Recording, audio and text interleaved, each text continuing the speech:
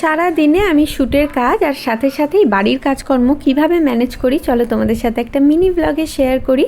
তো ঘুম থেকে উঠেই আজকে পুচকির দেখো খুব সুন্দরভাবে আমি ঝুঁটি বেঁধে দিয়েছি, আর এত ফানি হয়েছিল ঝুঁটি দুটো, ওকে দেখে খুবই হাসি পাচ্ছিল। যাই হোক, তারপর সকাল সকাল আজকে একটা শ্যুটের কাজ ছিল, আর এই ভিডিওটা তো তোমরা দেখেই নিয়েছো। শ্যুট কমপ্লিট করেই আমি স্নান করে চলে এসেছি, আর এখন অ্যাপ্লাই করব হচ্ছে একটু স্কিন কেয়ার করব, তার জন্য একটু সানস্ক্রিন অ্যাপ্লাই করছি।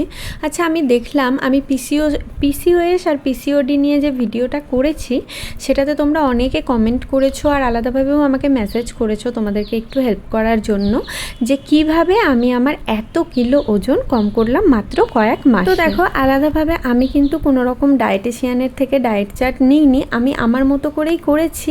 হ্যাঁ, আমি গাইনোকোলজিস্ট দেখিয়েছি এবং উনি যা বলেছেন আমি যতটুকু পারবো তোমাদেরকে আমার ডায়েটটা শেয়ার করে হেল্প করার চেষ্টা করব একটা ভিডিওতে। তো দেখো, আমি খাওয়া দাওয়া করে একটু দুপুরবেলা ঘুমানোটা আমার ভীষণ বাজে অভ্যেস বলতে পারো।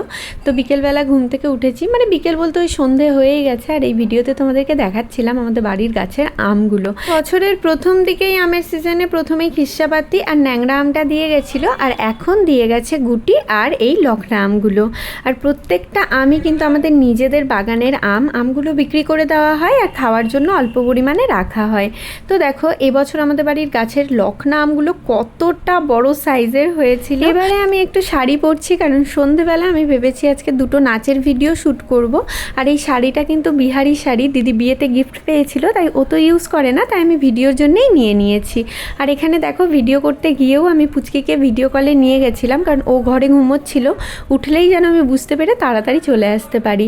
তো দেখো, নাচের ভিডিওগুলো কিন্তু আগে থেকে আমি কোনোদিনই প্র্যাকটিস করে যাই না, তো সেখানেই দেখি আর দেখেই করার চেষ্টা করি। এই যে একটা কোনো ভিডিও হওয়ার পর পোশাক আশাক জিনিসপত্র এত এলোমেলো হয়ে যায়, তখন ওগুলো আবার সেট করে গুছাতে খুব বিরক্ত হই।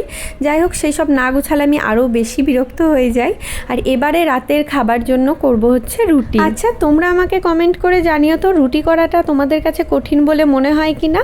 আগে কিন্তু আমি একদমই পারতাম না, ইদানিং করে করে অনেকটাই অভ্যেস হয়ে গেছে। তাও আজকে আটাটা মনে হচ্ছে একটু নরম করেই মেখে ফেলেছি। তো রুটিটা হয়ে গেলেই এবার সবাইকে খেতে দিয়ে খাওয়া দাওয়া করে নেব। তো এই ছিল আজকে টুকটাক মিনি ব্লগ। ভিডিওটা কেমন লাগলো অবশ্যই জানাবে, আর যদি ভালো লাগে একদমই লাইক করতে প্লিজ ভুলবে না।